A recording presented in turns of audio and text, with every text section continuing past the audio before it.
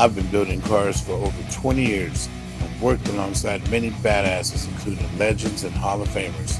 I'm sharing what I've learned. I'm Alan Banuelos. Welcome to School of FAB.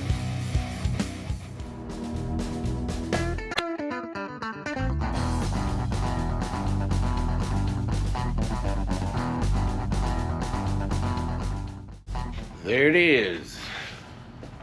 We cut the whole bottom lip off. The problem I was having is this lip was hanging down, and them openings that I made, you couldn't really see them that much because this lip was in the way. The bumper was hanging down a little low, but if you remember, I set it like that because I was matching all the gaps. I'm about to change it up a little bit. It's still gonna look good. You know, with the piece on there, it's easier to envision than just trying to map it out in your head and hopefully everything, fits good. Normally it wouldn't be a problem, I guess, for people to have like employees or helpers or whatever.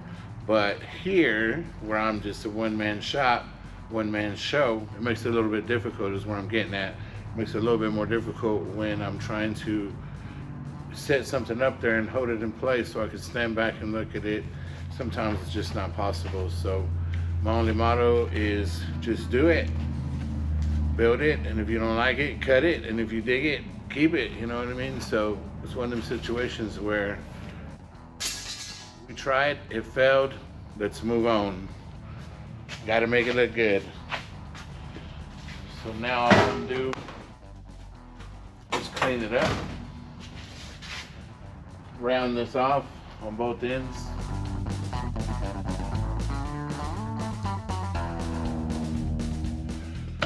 All right, here we go again. Next attempt. This is gonna be it right here. With the bottom lip cut off, I'm super confident this is what we are looking for. All right, the fun.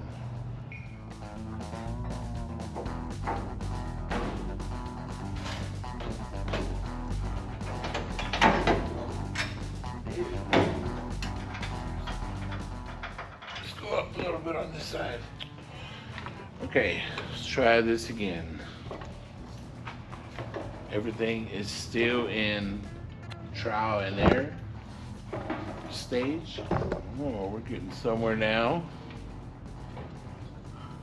So, here's the issue. I don't like this little gap. It's 3/4 of an inch on each side. I don't like the roundness right here when you look at it from the side this way. So solution, let's cut it some more.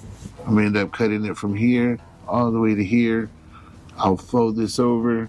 It'll kind of bring it up just a little bit, but it'll fix this curve I need, and I'll fill in that little gap. So I'll say yes, let's do it. So really what I'm looking for is I want this to be straight as far until it starts to curve. And then here too, I want it to, this to open up from here to here. Let's say from here to here. Yeah, let me put the jack under there so I'm not wrestling, trying to hold it up. And see how nice it didn't move? Pull this out. Oh no, it moved. Yeah, it moved. Here I go. Oh no. Yeah. I knew I was super strong, but I know had it like that. All right, I'm just gonna fold this over for now. Right there. Let's try this again. Oh no, just come out a little more. Yeah, let's go forward just a little bit. Okay, to me, what's very important is as you walk around, the lines have to match perfect, and right now they're not, so. Okay, this is where we're at. Now that looks way better. See, when I look at things, I want to be able to walk around and see that line come all the way around at the bottom. So you see I have to cut and re-weld. But look on this side too, look. I think that looks way better. I'll have to loosen the back one and try to pull it out a little bit. Cha-ching. Scrap metal. Here we go. Perfect. So here's my quick solution to, I don't want this to move when I take it apart. So I'm just gonna put a couple of tabs on it just to hold it in place. And that'll give me the gap I need, the distance, and then I'll go from there.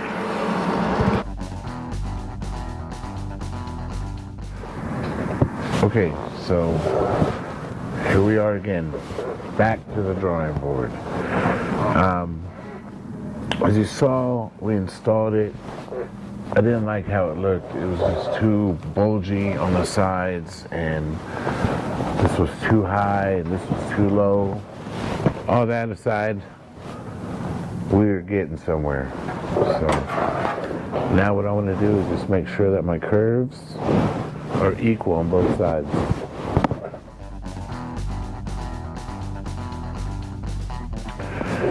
Okay, I'm done. Got all my marks down. I'm gonna brace it up.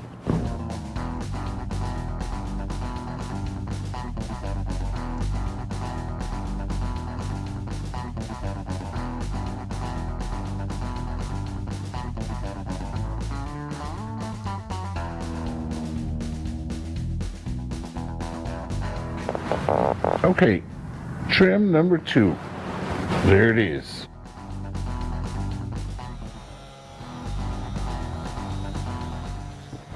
All right, we have a couple of pieces, so next, shape them into place. And there it is.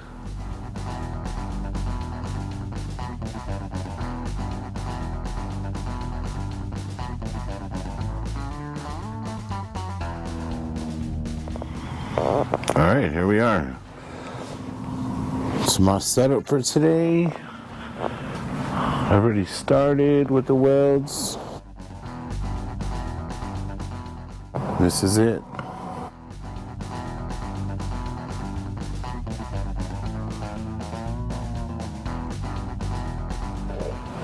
Okay, now the welding has been completely done. Now we've come in here, grind it, metal finish it, hammer and dolly, knock this thing out. I've done many time lapse, so I'm probably not going to show any of this. You guys pretty much know the style. You've seen it, you know the way. Weld, weld, weld, grind, grind, grind, keep it cool, keep it straight. So, there it is. After going back and forth with this thing, good, not good, cut it, recut it, whatever, it's done. I've got more than 40 hours in it. We're a little closer to 60, but hey, it's all good. It's what I sold it for, and it's what it is. So, check it out.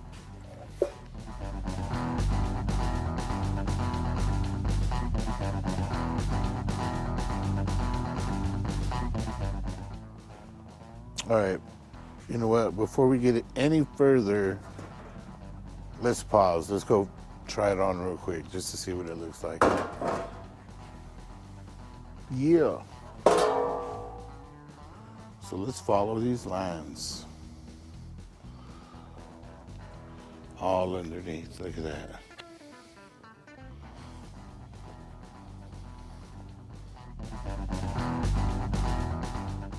I'm gonna trim that off. I'll follow this line.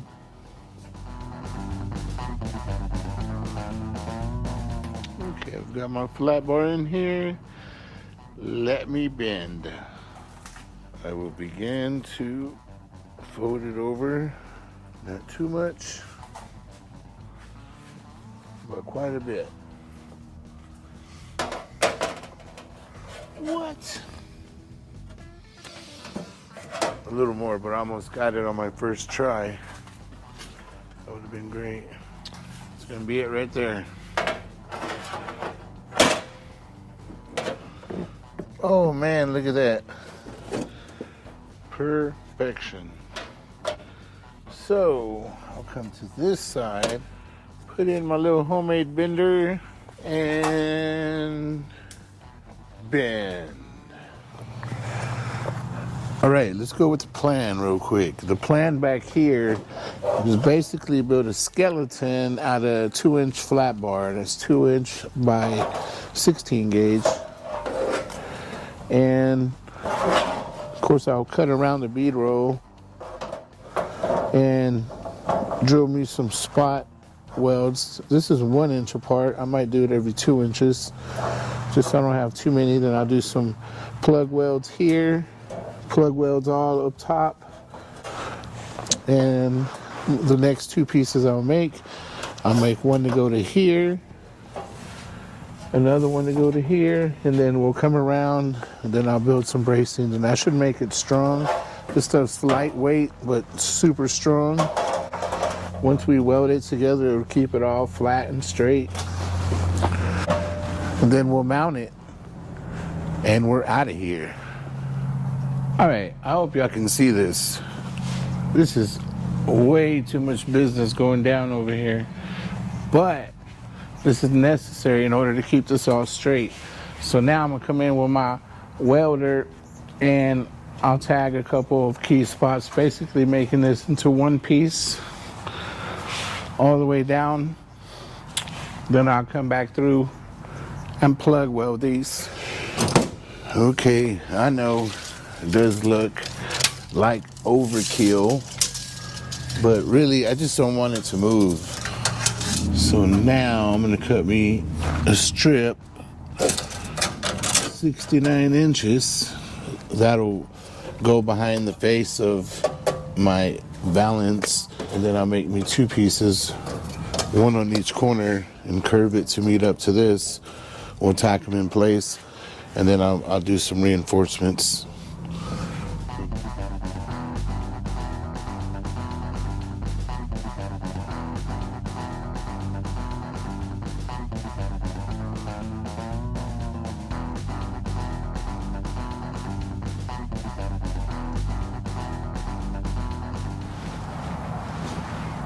$80 hours later, no, just joking, it's about 120. But anyways,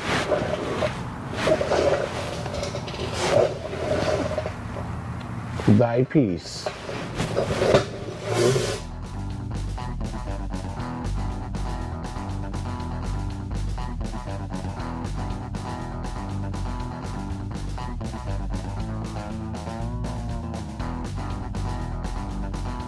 All right, here we go. Now, on install, we hit the radiator support. So what I did there, we had made these circles yesterday using a cutoff wheel that was broken. So now, I'll show y'all how I came up with this.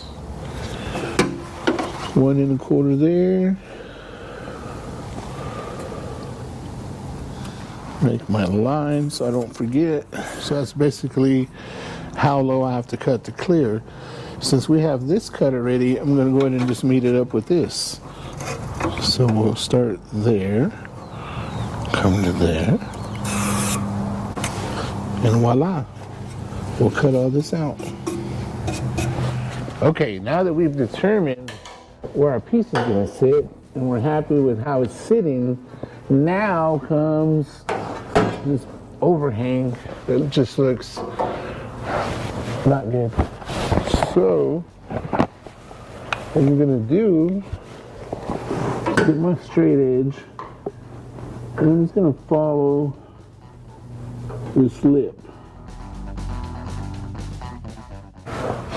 There it is. I still kind of don't like the squareness of it, so I'm gonna try to get creative here, maybe curve it in or something. We'll figure it out.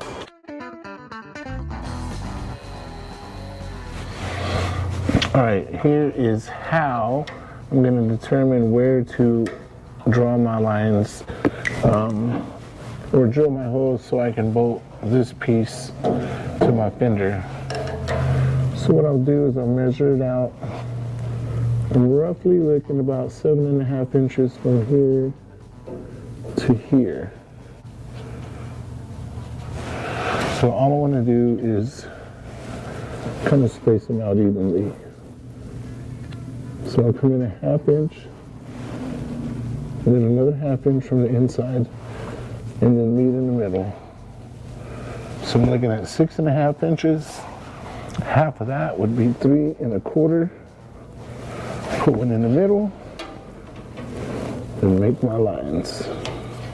And now I know, as long as I drill a hole on this pan and on my fender, they should match up. They will match up. I marked my lines, so I'll drill holes there. Those will be my mounting points. The fender comes down, follows this line here, so I'm gonna go ahead and cut all the way down. Take that little lip off. It's not gonna need it. You're not gonna be able to see it anyway, so I think we've got a plan for today.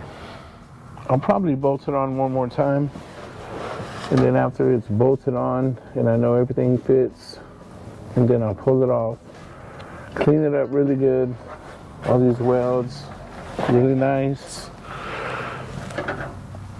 put some epoxy primer in here. We'll clean it up really good with some chemicals, get it super clean, and then epoxy primer to save the day.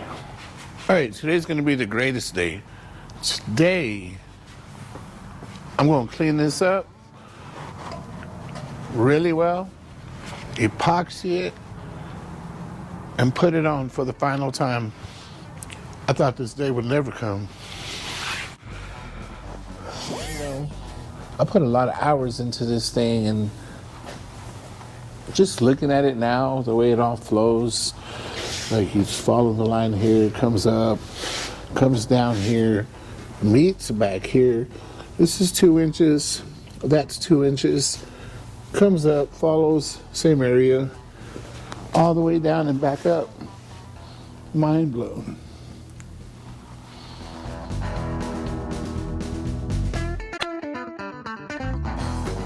This is a piece that I wrote out on the English wheel. We're deleting the filler neck hole. This one had a neck that came out and with the little cap on it, so it really didn't have a door or a lid, you know. So now I've marked it here and here because it's where it sits the best. You see that? And then you follow it through. Come this way too, same way. So what I'll do is I'll make my circle here, cut it out, and then place it in. So let's make a 2.5 inch circle.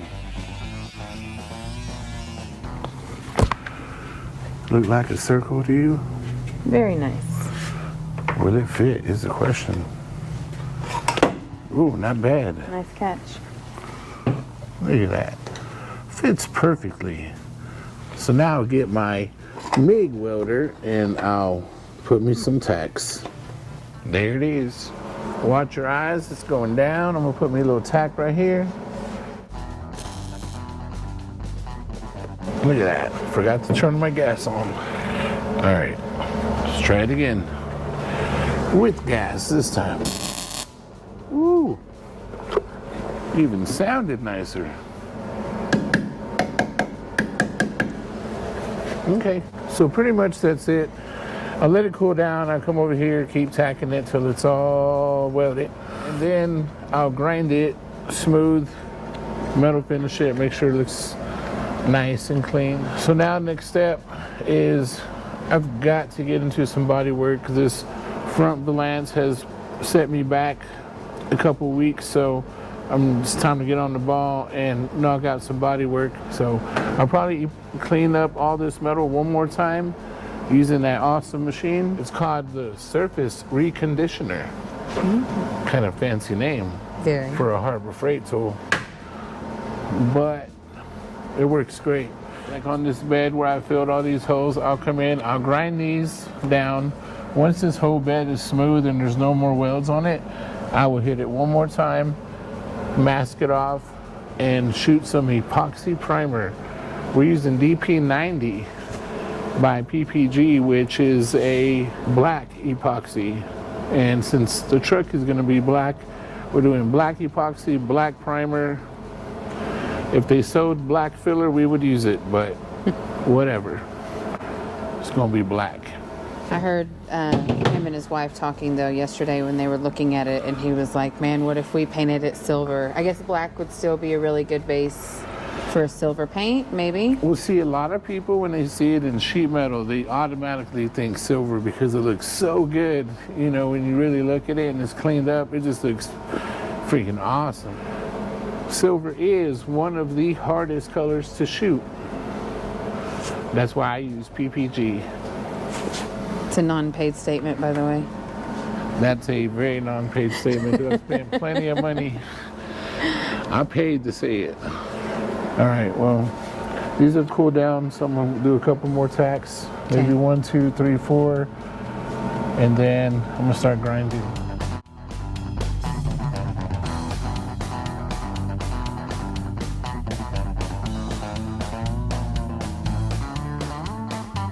So back here on the bed, there was a lot of holes back here.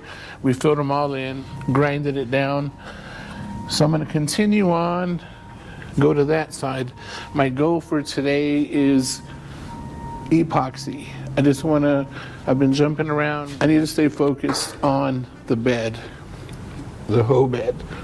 Once I stay focused on the bed, get it in epoxy primer, and then we'll jump to the cab, then we'll jump to the front. So let's stay on track.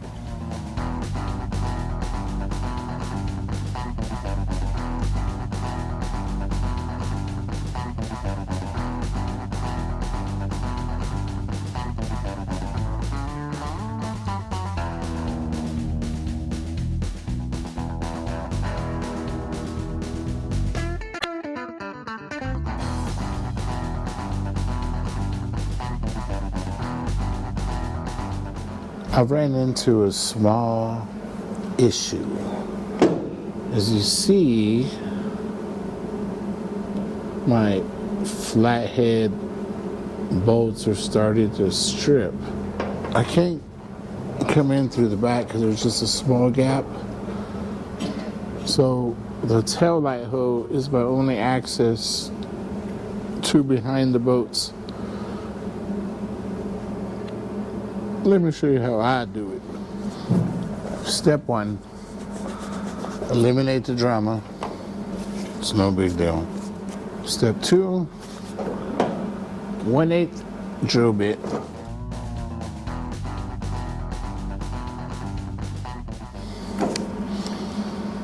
It's pretty deep. It's about 1/2 inch, a little bit more than 1/2 inch. Let me do the bottom. Next step. Step up. There it is. It doesn't have to be this long.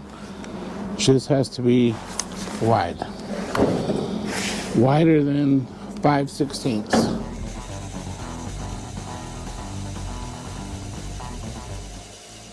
One down, one to go.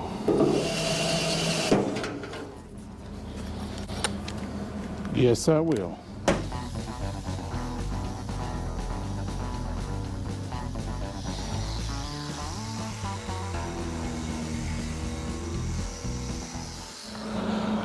Looks like we have a guest. Let me pause for a cause. So, now that we've re-cleaned the surface with the resurface conditioner machine, next step. This is gems. I talk about it all the time. What I'm gonna do is spray some on my rag because we have nice wheels that I don't want to mess up. And we will cover the entire panel. Just make sure it all gets wet. We don't want it to run. We want a nice coat on the whole thing. We're gonna leave this overnight. The beauty of chemicals is you can neutralize the rust. And yes, it stinks like fart. So, if you didn't know, now you know. You're gonna be wearing your gloves, your safety goggles, your safety mask. And then tomorrow we're gonna come in, sand this off, and primer it. Yeah, I'm gonna use the DA and 80 grit to get this off tomorrow. And you will see that it will leave me some super clean sheet metal, like super clean sheet metal. And then I'll wax and grease remove it one time, and we'll shoot some epoxy primer. Last night we gemmed the entire vehicle, okay?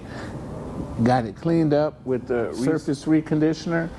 Once we did it, wiped it down with wax and grease remover, and then gemmed it. Let it sit overnight. It's dry, it's ready to go. So in body work, there's a few steps when you start doing body work. So we'll do like a 4A, and we'll say metal prep. Very, very, very important step. Ooh, hello, Toby. Metal prep is done. Now to move on to the next stage, which will be epoxy primer. That way we can seal the metal. We'll DA the gems off with 80 grit because we want, you know, good grip on that primer. So I say let's rock and roll.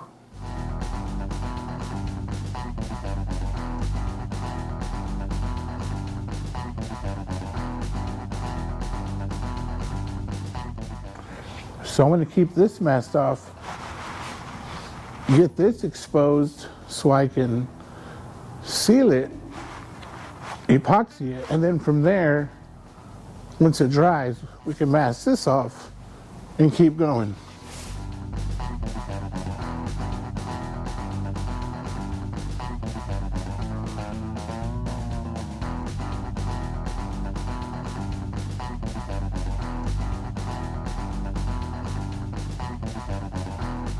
Okay, and here we are at the stage where we're about to lay down some primer.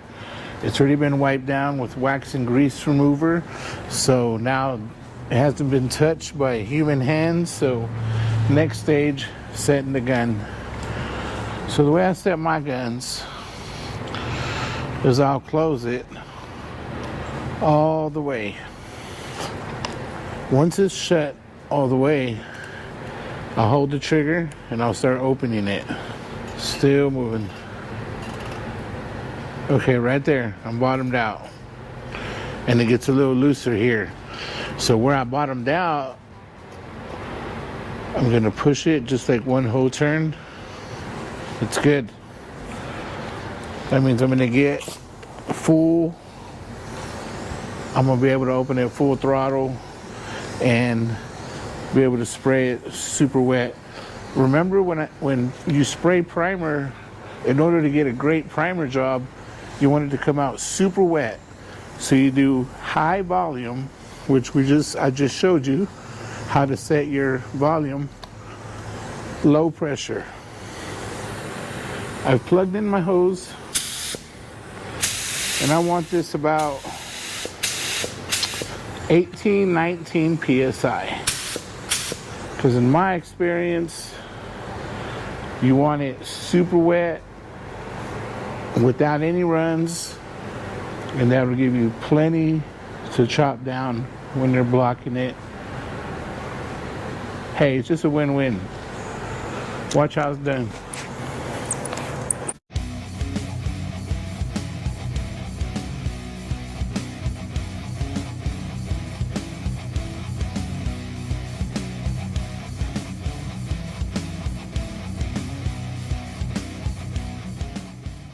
Like this show? Want more? Then head to WatchPTTV.com, the new 100% free PowerTube TV streaming network. Home of the best classic and new motorsports racing and build shows on the web.